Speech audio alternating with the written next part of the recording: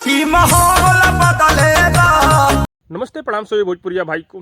कल से लोग चिल्ला रहे थे कि माहौल बदलने के लिए गाना आ रहा है खेसारी लाल यादव का, लकीर खींचेगा, बड़ा रिकॉर्ड खड़ा करेगा, 500 मिलियन व्यू वाला गाना आ रहा है भाई।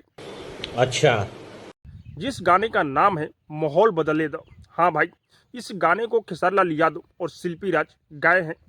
जिस तरह से लोग हाला कर रहे थे और जिस तरह का पोस्टर रिलीज किया गया था भाई, उस तरह का ये गाना नहीं निकला भाई। हाँ, लोग चिल्ला रहे थे कि माहौल बदल डालेगा ये गाना, लेकिन वही बात होता है, हाथी आई फूस हो गई भाई। सब क्या देखना पड़ रहा है। हाँ, मैं आप लोग को बता दूं कि खेसारी लाल यादव के इस गाने में वीडियो बहुत ही बेहतरीन है भाई। हाँ, वीडियो क्वालिटी मात्र इस गाने में बेहतरीन लगा है, न तो इस गाने का लिरिक्स अच्छा है। एक ही वर्ड को बार बार दोहरा रहे हैं खेसारी लाल यादव। और इतना ही नहीं, मैं आप लोग को बता दूं कि ये गाना आज सुबह आराध्या म्यूजिक पर रिलीज किया गया है भाई। अब से इस गाने को रिलीज किया हुआ 3 घंटे हो गया भाई, और इस गाने पर व्यू आया है 3 लाख। और अगर लाइक का बात करूं तो इस गाने पर 3 घंटे में 91,000 लाइक आया है। लाइक तो बेहतरीन मिला है इस गाने पर, लेकिन मैं आप लोग को बता दूं कि इस गाने को लिखे हैं अखिलेश कश्यप।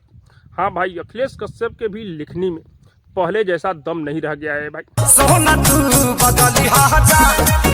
इस गाने को जिस तरह से लिखे हुए हैं रंगदारी गाना के रूप में, लेकिन ये रंगदारी गाना नहीं लग रहा है भाई। केवल वीडियो में बंदूक लेकर दिखाने से रंगदारी गाना नहीं हो जाता है। गाने में वर्ड अच्छा होना चाहिए भाई।